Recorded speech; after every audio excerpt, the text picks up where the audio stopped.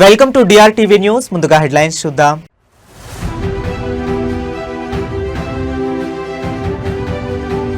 ఏపీలో చారిత్రాత్మక విధానపరమైన మార్పు. జనాభా నియంత్రణ స్థానంలో జనాభా సంరక్షణకు శ్రీకారం.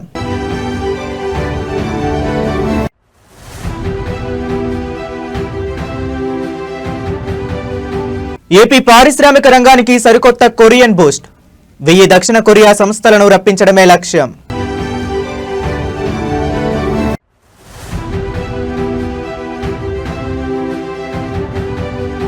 తెలంగాణ పాలిటిక్స్ లో మాటల యుద్ధం. కేటీఆర్, హరీష్ రావులపై సీఎం రేవంత్ రెడ్డి పదునైన కౌంటర్.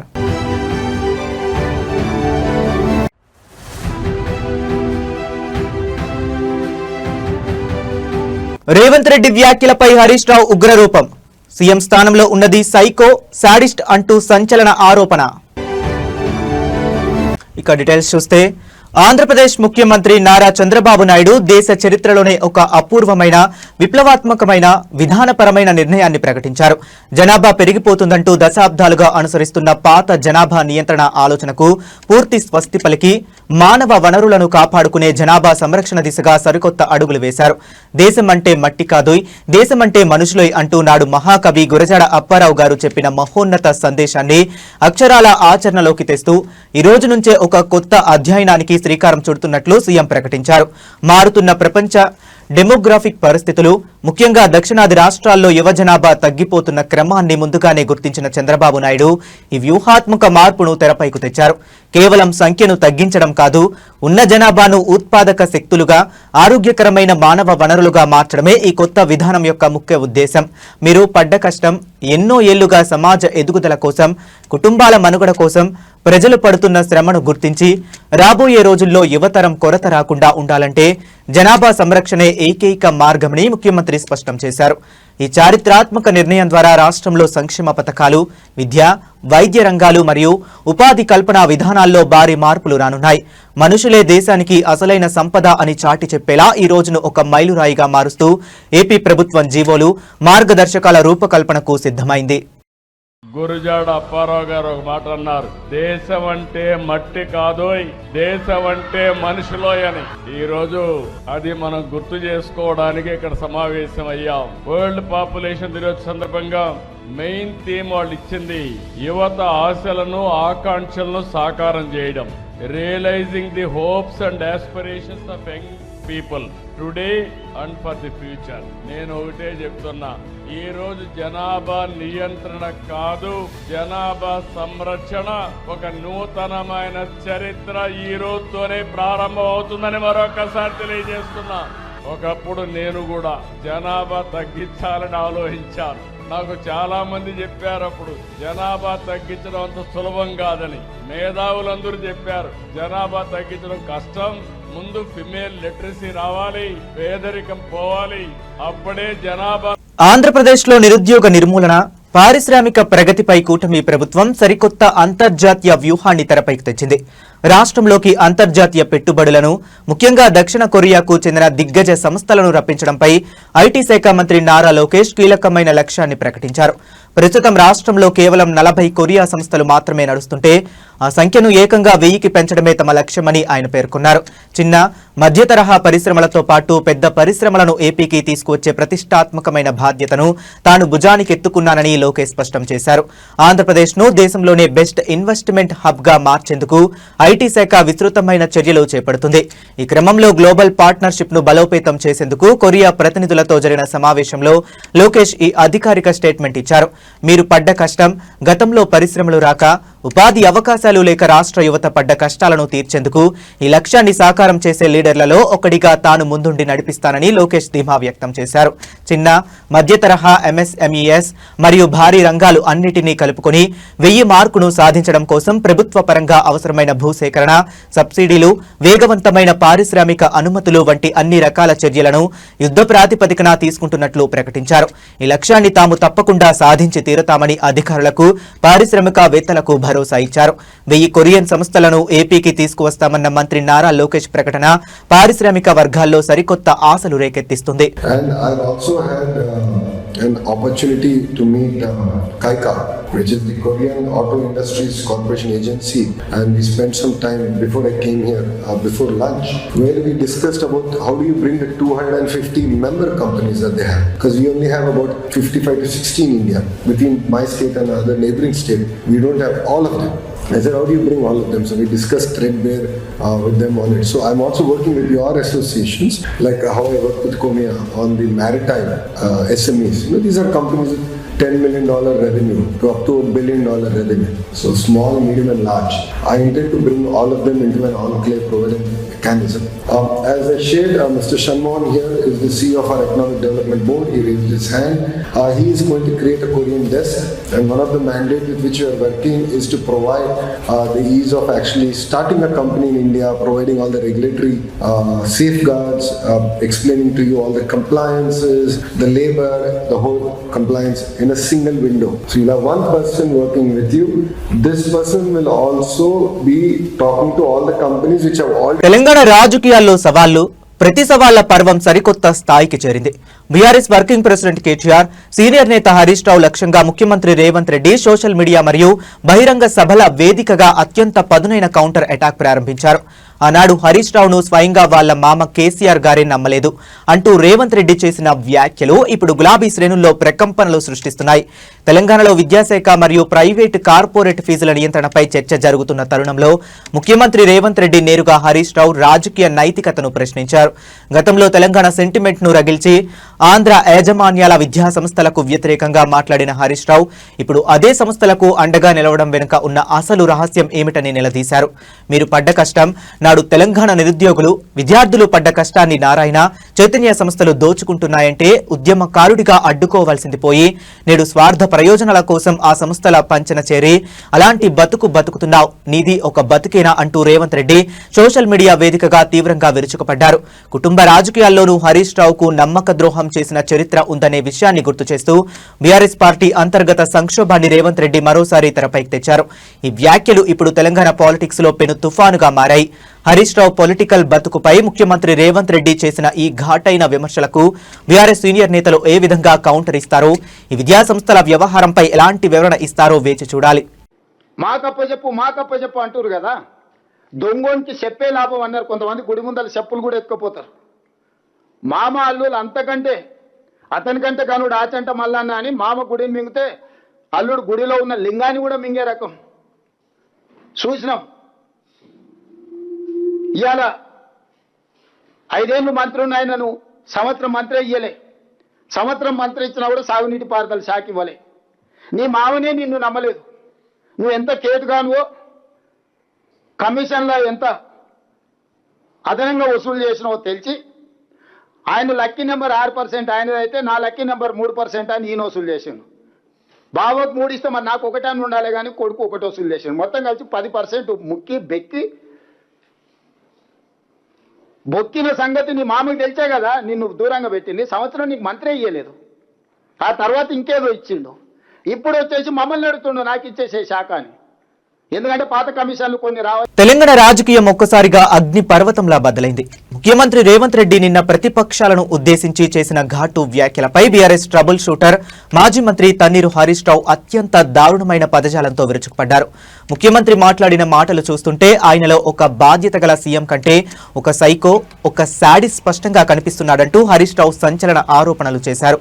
అధికార మదంతో బూతులు మాట్లాడడంలో తాము పోటీ పడలేమని, సీఎం చేసే జైలు బెదిరింపులకు ఏ ఒక్క గులాబీ సైనికుడు భయపడబోడంటూ ఆయన చేసిన పొలిటికల్ వార్నింగ్ ఇప్పుడు సంచలనంగా మారింది.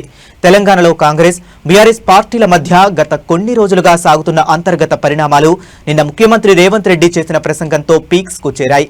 దీనిపై ప్రెస్ మీట్ వేసిన హరీష్ రావు ముఖ్యమంత్రి స్థానంలో ఉండి బూతులు మాట్లాడడం రేవంత్ రెడ్డి దిగజారుడుతనానికి నిదర్శనమని మండిపడ్డారు. తాము కూడా అదే స్థాయిలో బూతులు మాట్లాడి తమ క్యారెక్టర్ ను పాడు చేసుకోబోమని తేల్చి చెప్పారు.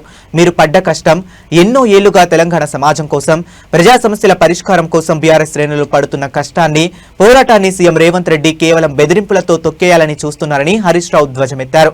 రేవంత్ రెడ్డి ఎన్ని బూతులు మాట్లాడినా, ఎన్ని శాపనార్థాలు పెట్టినా, చివరకు జైల్లో పెడతామని హెచ్చరించినా బీఆర్ఎస్ పార్టీలో ఉన్న ఏ ఒక్క గులాబీ నాయకుడు గాని, క్షేత్రస్థాయి కార్యకర్త గాని రవ్వంతైనా భయపడే ప్రసక్తే లేదని ప్రజాక్షేత్రంలో తేల్చుకుంటామని హరీష్ రావు స్పష్టం చేశారు.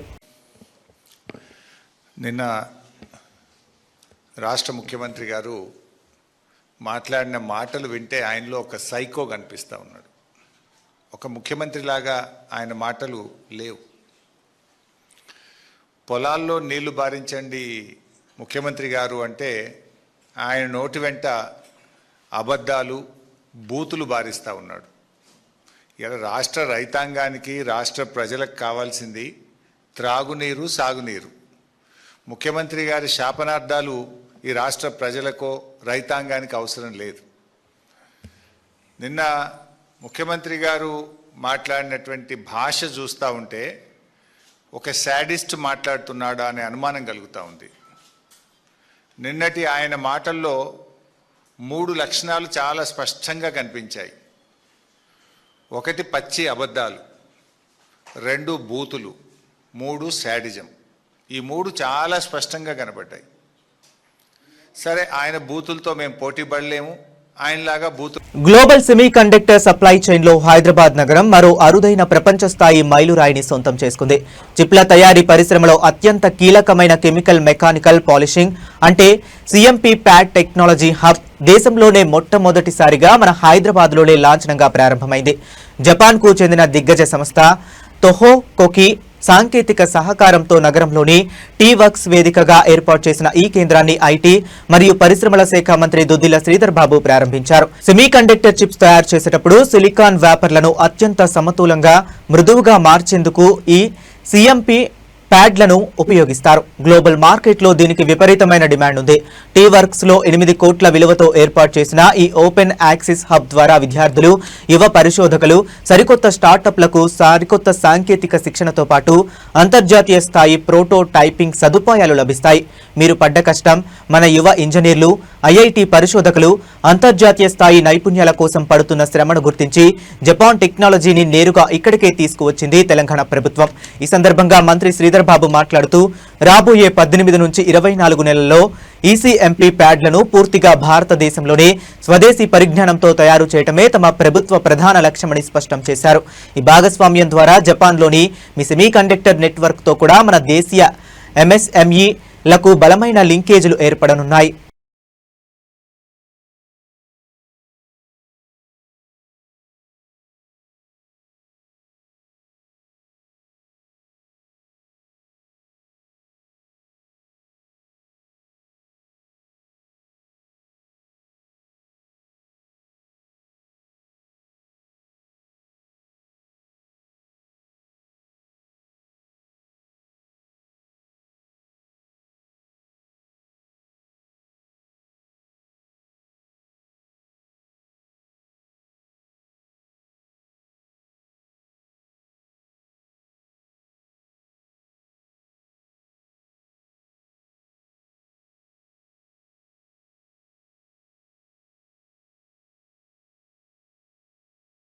P.N. Reddy High School, recognized by Government of Telangana. Narsapur Crossroads, District Medak. Classes from nursery to 10th class. English medium, ప్రశాంత వాతావరణంలో నెలకొని అన్ని వసతులతో ఉన్న విశాలమైన స్వంత భవనం, కాలుష్యరహిత గ్రీన్ క్యాంపస్. అన్ని తరగతుల ప్రజలకు అందుబాటులో సాధారణ ఫీజులు, అత్యున్నత విద్యా ప్రమాణాలు, అసాధారణమైన విజయాలు. మా ప్రత్యేకతలు: నర్సరీ, ఎల్కేజీ, యూకేజీ పిల్లలకు ప్లేవే టీచింగ్ విధానం, round the clock CC camera monitoring, అనుభవం గడించిన ఉపాధ్యాయుల బృందం, కేరళ టీచర్లచే విద్యా బోధన, వసతులతో కూడినటువంటి విశాలమైన తరగతి గదులు, పరిమిత సంఖ్యలో విద్యార్థులు, ప్రతి విద్యార్థిపై ప్రత్యేక శ్రద్ధ చూపుతూ yoga, meditation, spoken English, interactive sessions నిర్వహించబడుతుంది. చదువుతో పాటు కంప్యూటర్ ల్యాబ్, డిజి ల్యాబ్ ద్వారా టాపిక్ పట్ల అవగాహన కలిగించడం, ఐఐటి ఫౌండేషన్ స్పెషల్ క్లాసెస్ నిర్వహించబడతాయి. ప్రతి ఏటా ఎస్ఎస్సిలో 100% రిజల్ట్ సాధించి ప్రభంజనం సృష్టిస్తున్న విద్యా సంస్థ P.N. Reddy High School. Science lab, science fair, art fair నిర్వహించుట, సాంస్కృతిక కళలు, డాన్స్, డ్రామా, గేమ్స్ నిర్వహించుట మరియు సోషల్ యాక్టివిటీస్లో పార్టిసిపేట్ చేయించుట,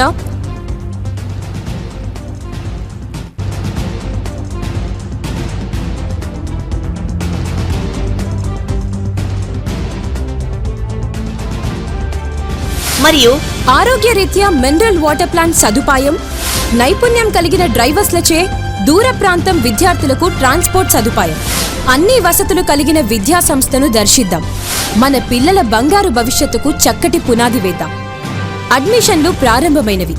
ఇతర వివరాలకు సంప్రదించండి. ప్రిన్సిపల్ కుమారి వైష్ణవి రెడ్డి, కరెస్పాండెంట్ విద్యారత్న మరియు నంది అవార్డుల గ్రహీత శ్రీ పిఎన్ రెడ్డి గారు. Contact cell number 9849501388. నర్సాపూర్ మరియు తూప్రాన్ పరిసర ప్రాంత విద్యార్థులకు మరియు తల్లిదండ్రులకు శుభవార్త. హైదరాబాద్ కార్పొరేట్ కళాశాలలో సుదీర్ఘ బోధనానుభవం గల ఫ్యాకల్టీచే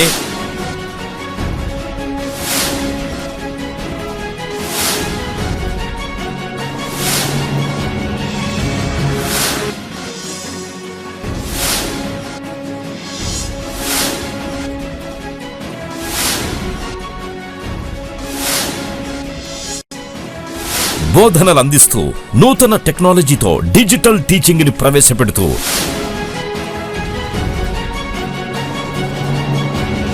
అన్ని విభాగాల్లో ఇంటిగ్రేటెడ్ కోర్సులతో నర్సాపూర్ మరియు తూప్రాన్లలో స్థాపించబడ్డ స్కాలర్ ఐఐటి జూనియర్ కళాశాల.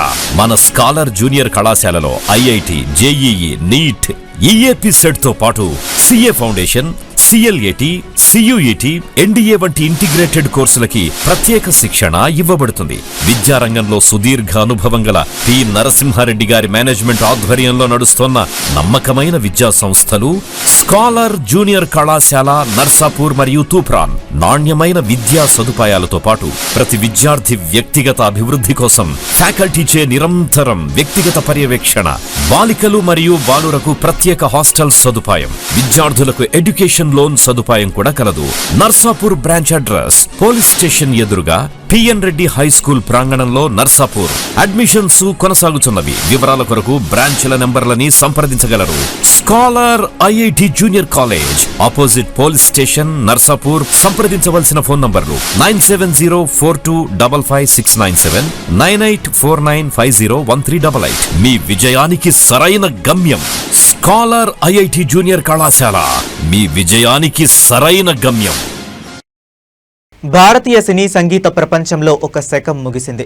తన అద్భుత స్వరంతో అమాయకత్వపు అలలుగా సాగే భావ వ్యక్తీకరణతో తరాల పాటు శ్రోతలను మంత్రముగ్ధులను చేసిన మహాగాయని మన జానకమ్మ.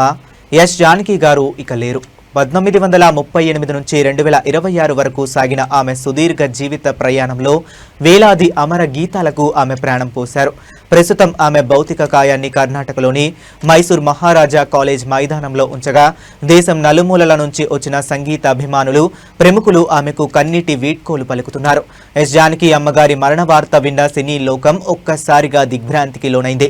జాతీయ మీడియా ది హిందూ కథనాల ప్రకారం ఆమె పాన్ ఇండియా కెరీర్లో తెలుగు, తమిళం, కన్నడ, మలయాళంతో పాటు దాదాపు 17 భాషల్లో వేలాది గీతాలను ఆలపించారు. మైసూర్లోని మహారాజా కాలేజీ గ్రౌండ్స్ అంతా ఆమె ప్రస్తుతం జానకమ్మకు నివాళులు అర్పించేందుకు వచ్చిన జన సందోహంతో నిండిపోయింది. మీరు పడ్డ కష్టం. సినీ ఇండస్ట్రీలో ఒక సామాన్య గాయనిగా ప్రయాణాన్ని ప్రారంభించి దశాబ్దాల పాటు రోజుకు రాత్రింబగళ్లు కష్టపడుతూ తన గొంతును సంగీతానికే అంకితం చేసిన జానకమ్మ పడ్డ కష్టం నేడు ఆమెను అమర గాయనిగా మార్చింది. ఆమె భౌతికంగా మన మధ్య లేకపోయినా ఆమె ఆలపించిన అమర గీతాలు ఎప్పటికీ మనతోనే ఉంటాయని, రాబోయే తరాలకు కూడా ఆమె వాయిస్ ఒక పెద్ద ఇన్స్పిరేషన్ గా నిలుస్తుందని ఇండస్ట్రీ పెద్దలు కొనియాడుతున్నారు.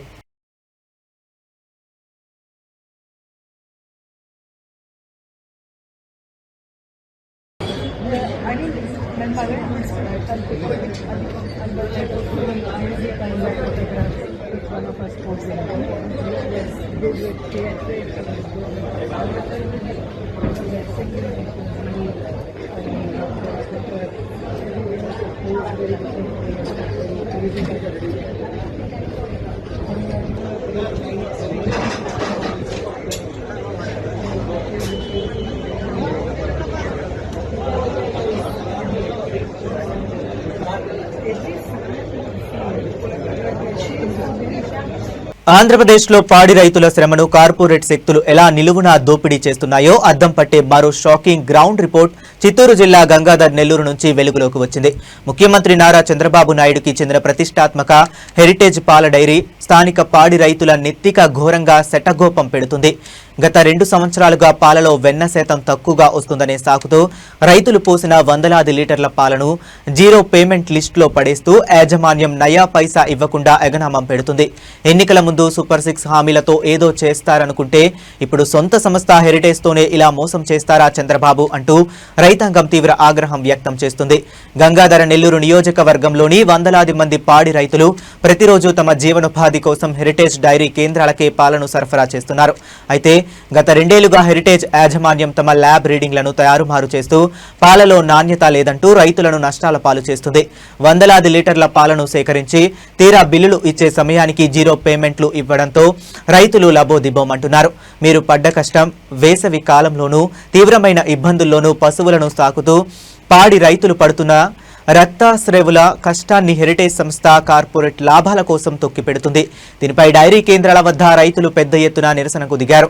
ప్రభుత్వం ప్రకటించిన సూపర్ 6 సంక్షేమ పథకాలపై ఆశలు పెట్టుకుంటే క్షేత్రస్థాయిలో సీఎం చంద్రబాబు సొంత డైరీనే తమ పొట్టన కొడుతుందంటూ సోషల్ మీడియా వేదికగా ముఖ్యమంత్రి @NCBN ని టార్గెట్ చేస్తూ రైతులు అకౌంటబిలిటీని డిమాండ్ చేస్తున్నారు.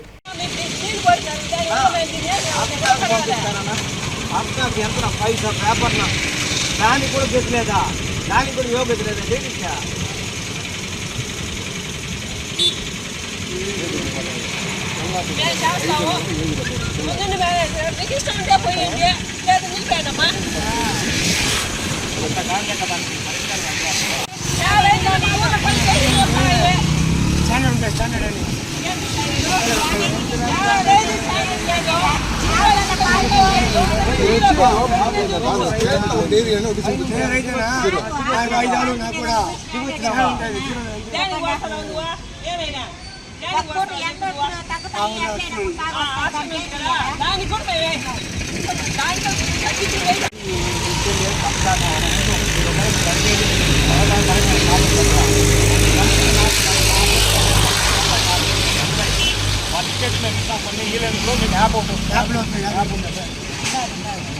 యాప్లో మీకు 4 కాపీ వచ్చేస్తుంది, అయిపోయింది లేదు. కాకపోతే మీకు జీరోలు పడకుండా చూడాలి.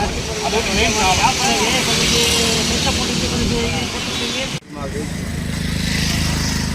ఆ మాత్రం తెలుసుకోలేదు. ఇది యాక్షన్ తీసుకున్న వేయింగ్లో ప్రాబ్లం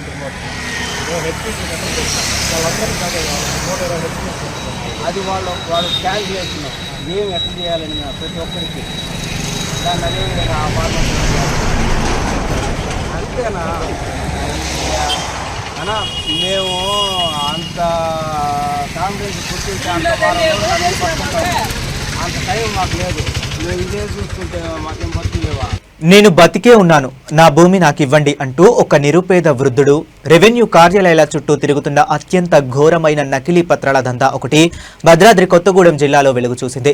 దమ్మపేట మండలం చిన్నగొల్లగూడెం గ్రామానికి చెందిన సత్యం అనే సామాన్య వ్యక్తి బతికుండగానే అతను 2018లోనే చనిపోయాడంటూ నకిలీ డెత్ సర్టిఫికేట్ సృష్టించి అతని 5 ఎకరాల అసైన్డ్ భూమిని కాజేశారు అక్రమార్కులు.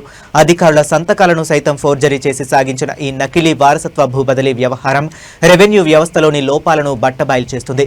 బాధితుడైన సత్యం 4 కూతుర్ల వివాహం జరిగిపోవటం, కొడుకు బతుకు తెరువు కోసం వేరే ప్రాంతానికి వెళ్లడంతో గ్రామంలో ఒంటరిగా జీవిస్తున్నాడు. దీనిని గమనించిన నామ సత్యనారాయణ అనే వ్యక్తి సత్యం సాగు చేసుకుంటున్న 5 ఎకరాల అసైన్డ్ భూమిని ఎలాగైనా కొట్టివేయాలని స్కెచ్ వేశాడు. ఇందుకోసం జీపీఓ అనంతలక్ష్మి సహాయంతో సత్యం 2018లోనే మరణించినట్లు నకిలీ మరణ ధృవీకరణ పత్రం తయారు చేశాడు. అంతటితో ఆగకుండా సత్యనారాయణ భార్య పుష్పవతి బాధితుడికి ఏకైక కూతురంటూ మరో నకిలీ కుటుంబ పత్రాన్ని సృష్టించారు. మీరు పడ్డ కష్టం, ఎంతో కష్టపడి సాగు చేసుకుంటున్న భూమిని లాక్కునేందుకు తహసీల్దార్ రామ్ నరేష్ సంతకాన్ని మరియు ఆర్ఐ వీరస్వామి సంతకాన్ని సైతం జీపీఓ అనంతలక్ష్మి ఫోర్జరీ చేసిందని ఉన్నతాధికారులు గుర్తించారు. ఈ నకిలీ డాక్యుమెంట్లు ఆధారంగా తహసీల్దార్ పొరపాటున భూమిని పుష్పవతి పేరిట వారసత్వ బదిలీ చేసేవారు. విషయం బయటకు రావడంతో తన సంతకాన్ని ఫోర్జరీ చేసి జీపీఓ ఈ మోసానికి పాల్పడిందని తహసీల్దార్ వివరణ ఇస్తున్నారు. ప్రస్తుతం ఉన్నతాధికారులు సదరు జీపీఓ అనంతలక్ష్మిపై క్రిమినల్ చర్యలకు సిద్ధమవుతున్నారు. 5 ఎకరాల భూమి ఉంది నాకు నేను చచ్చిపోయినట్టు సర్టిఫికేట్ సృష్టించి నా 5 ఎకరాలు ఇవాళ జెడ్ సర్టిఫికెట్ ఇచ్చి నామా సత్యనారాయణ గారు అయిన భూమి మొత్తం ఆక్రమించేసుకుంటాం. నాకు ఇక నాకు పెన్షన్ రాదు, నాకు రైతు భరోసా డబ్బులు రావు, ఇంకేమీ రావు. నన్ను పోషించే వాళ్ళు ఎవరూ లేరు.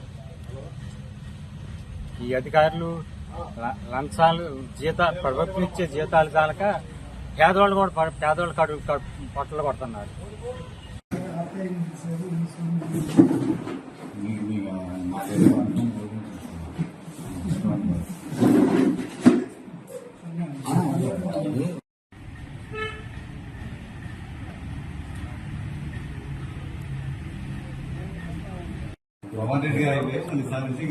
తెలంగాణలోని ప్రభుత్వ గురుకుల పాఠశాలలు విద్యార్థుల పాలిట నరక కూపాలుగా మారుతున్నాయా? నిత్యం ఫుడ్ పాయిజన్ ఘటనలు జరుగుతున్నా విద్యాశాఖ, సంక్షేమ శాఖ అధికారుల తీరు ఎందుకు మారటం లేదు? జగిత్యాల జిల్లా మెట్పల్లి మండల కేంద్రంలోని Telangana social welfare girls residential పాఠశాలలో వెలుగు చూసిన ఘోర నిర్లక్ష్యపు ఉదాంతం ఇప్పుడు రాష్ట్ర వ్యాప్తంగా సంచలనం సృష్టిస్తుంది. పాఠశాలలోని 530 మంది విద్యార్థులకు పురుగులు అన్నం, పుచ్చిపోయిన కూరగాయలతో వండిన భోజనం పెడుతుండడాన్ని క్షేత్రస్థాయిలో గుర్తించి వివరణ కోరిన పత్రికా విలేకరులపై సదరు పాఠశాల ప్రిన్సిపాల్ డి మాధురి తీవ్రంగా రెచ్చిపోయారు. అడగడానికి మీరెవరు అంటూ ఆమె చేసిన దౌర్జన్యపూరిత వ్యాఖ్యలు విద్యా వ్యవస్థలోని జవాబుదారీతనాన్ని ప్రశ్నిస్తున్నాయి. Metpalli social welfare girls residential పాఠశాలలో భోజనం అత్యంత దారుణంగా ఉంటుందని, నిత్యం పురుగులు వస్తున్నాయని విద్యార్థినులు వాపోతున్నారు. ఈ విషయం తెలుసుకుని మీడియా ప్రతినిధులు పాఠశాలను పరిశీలించగా పుచ్చిపోయిన కూరగాయలతో వంట చేస్తున్న స్పష్టంగా కనిపించింది. దీనిపై ప్రిన్సిపాల్ డి మాధురిని వివరణ కోరగా ఆమె బాధ్యతాయుతంగా సమాధానం చెప్పాల్సింది పోయి ప్రెస్ మేనేజ్మెంట్ ను అడ్డుకుంటూ విలేకరులపైకి దూసుకెళ్లారు. మీరు పడ్డ కష్టం, ఎంతో నమ్మకంతో రెక్కల కష్టం చేసి తమ పిల్లలను చదివించుకోవటానికి గురుకులాలకు పంపిన తల్లిదండ్రుల నమ్మకాన్ని బొమ్ము చేస్తూ కనీస నాణ్యత లేని ఆహారాన్ని వడ్డిస్తున్నారు. ఈ పాఠశాల వివాదాల్లో ఇరుక్కోవటం ఇదే మొదటిసారి కాదు.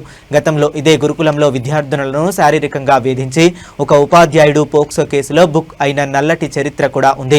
వరుసగా ఇటువంటి తీవ్ర సంఘటనలు జరుగుతున్నా ఉన్నతాధికారుల నిమ్మకు నీరెత్తినట్లుగా వ్యవహరించడం వెనుక ఉన్న మతలాబు ఏమిటని స్థానికులు మండిపడుతున్నారు.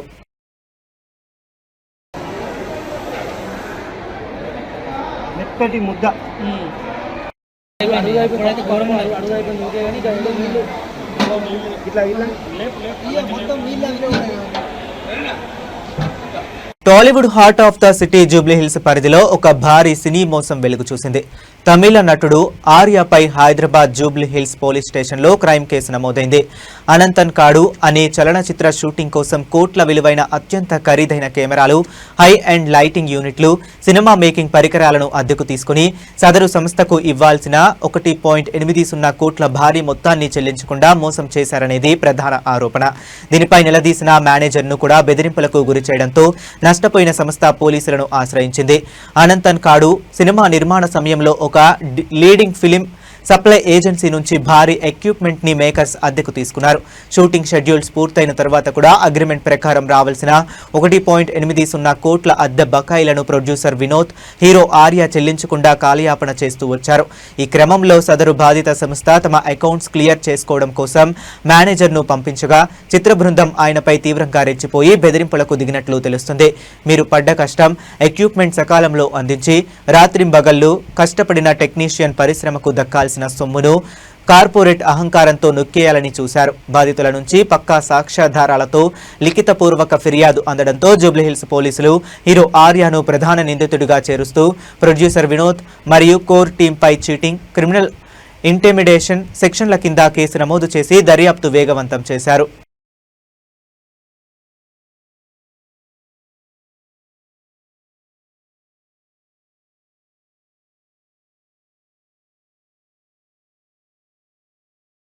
తిరుమల శ్రీవారి భక్తులకు టిటిడి కీలక అప్డేట్ అందించింది. అక్టోబర్ నెలకు సంబంధించిన దర్శన టికెట్లు మరియు అర్జిత సేవలు మరియు వసతి గదుల ఆన్లైన్ కోటా విధులను, తేదీలను దేవస్థానం అధికారికంగా ప్రకటించింది. జూలై 18వ తేదీ నుంచి వివిధ సేవా టికెట్ల బుకింగ్స్ ఆన్లైన్లో ప్రారంభం కానున్నాయి. అక్టోబర్ నెల కోటా బుకింగ్స్ జూలై 18న ఉదయం 10 గంటలకు సుప్రభాతం, తోమాల, అర్చన, అష్టదళ, పాద పద్మారాధన వంటి లక్కీ డిప్ సేవా టికెట్లతో ప్రారంభమవుతాయి. అనంతరం జూలై 21న ఉదయం 10 గంటలకు కళ్యాణోత్సవం, ఊంజల్ సేవ, ఆర్జిత బ్రహ్మోత్సవం, సహస్ర దీపాలంకార సేవ టికెట్లను అదే రోజు మధ్యాహ్నం 3 గంటలకు వర్చువల్ సేవలు వాటి దర్శన స్లాట్లను విడుదల చేస్తారు. మీరు పడ్డ కష్టం ఆన్లైన్లో టికెట్లు దొరక్క భక్తులు పడే కష్టాలను నివారించేందుకు ప్రతి స్లాట్ను టీటీడీ ముందే నోటిఫై చేసింది. దీని ప్రకారం జూలై 23న ఉదయం 10 గంటలకు అంగ ప్రదక్షిణ, 11 గంటలకు శ్రీవాణి దర్శనం, మధ్యాహ్నం 3 గంటలకు వృద్ధులు, దివ్యాంగుల ప్రత్యేక కోటాను రిలీజ్ చేస్తారు. ఇక భక్తులు ఎంతో ఆతృతగా ఎదురుచూసే 300 ప్రత్యేక ప్రవేశ దర్శన టికెట్లను జూలై 24న ఉదయం 10 గంటలకు అదే రోజు మధ్యాహ్నం 3 గంటలకు తిరుమలలో గదుల బుకింగ్ కోటాను ఆన్లైన్లో అందుబాటులో ఉంచనున్నారు. అక్టోబర్ నెల కోటా బుకింగ్ సమయాల్లో భక్తులు టీటీడీ అధికారిక వెబ్సైట్ ద్వారా మాత్రమే టికెట్లను బుక్ చేసుకోవాలని, సాంకేతిక ఇబ్బందులు రాకుండా ముందే లాగిన్ అయి ఉండాలని నిపుణులు సూచిస్తున్నారు.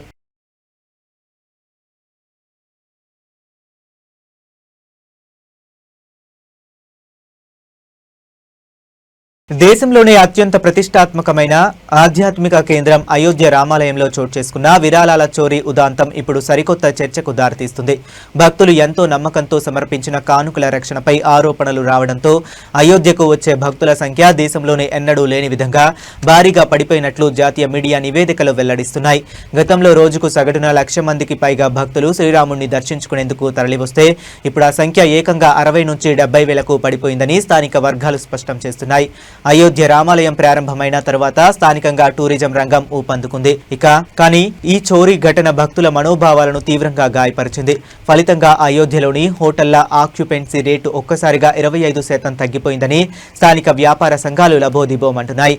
భక్తుల రద్దీ తగ్గడంతో ప్రసాదాలు, టాక్సీ సర్వీసులు, పూలదండల విక్రయాలు పూర్తిగా మందగించాయి. మీరు పడ్డ కష్టం, ఎంతో కష్టపడి దేశం నలుమూలల నుంచి వచ్చే భక్తులు సమర్పించే విరాళాల విషయంలో పారదర్శకత లోపించడం క్షేత్రస్థాయిలో తీవ్ర నమ్మక రాహిత్యానికి దారితీస్తుంది. కేవలం ఆధ్యాత్మిక నష్టమే కాకుండా రాబోయే సార్వత్రిక ఎన్నికల్లో ఇక్కడి చోరీ ఆరోపణలు రూలింగ్ పార్టీ బీజేపీపై తీవ్ర రాజకీయ ప్రభావం చూపే అవకాశాలు స్పష్టంగా కనిపిస్తున్నాయని పొలిటికల్ అనలిస్టులు అంచనా వేస్తున్నారు. విరాళాల నిర్వహణపై హిందూ సమాజం నుంచి వస్తున్న ప్రశ్నలు పార్టీ ఇమేజ్కు పెద్ద సవాల్గా మారాయి.